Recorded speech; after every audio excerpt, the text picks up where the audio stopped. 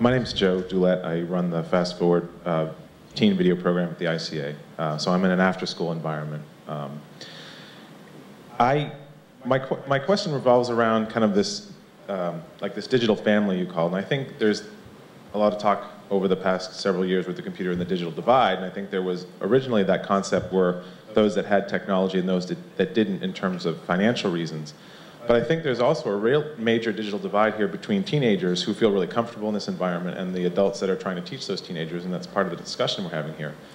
I know a lot about technology. I have a Facebook. I felt like I had to get one in order to kind of stay involved with how my teens were using technology. But I know that it's a very intimidating field for a lot of adults. And my question revolves around the learning environment. How much do you feel your impression of the teacher's understanding of technology and their ability to work with you on it, knowing that they're coming at it from a very different place than you are because it's new to them and they've been doing their work in very traditional ways for 10, 20, 30 years, do you see either in yourself or in your friends kind of an attitude between the teachers and the students enough that it kind of impedes the learning situation, the learning environment? And how do you guys suggest that we bridge that so that it's a group thing? We're all learning this together, because you guys are often becoming the teachers for us now in this technology, but we still have a lot of things, as you guys have suggested, that it's important for you guys to learn. So do you see that as a real problem in the classroom, and how do you suggest that we approach bridging that?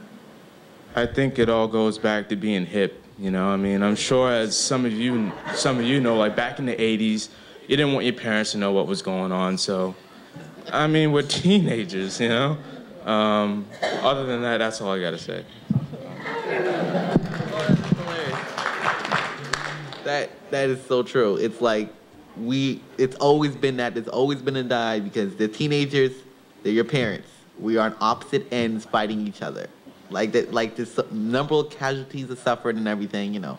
But that's besides the point. I think what we could do, and I think of like a lot of you guys are taking like, I've heard one of you guys taking like courses in computers and everything, and that's a good thing, because if you start getting Facebooks and stuff, everything, you'll find that the more you get involved in technology, it becomes you.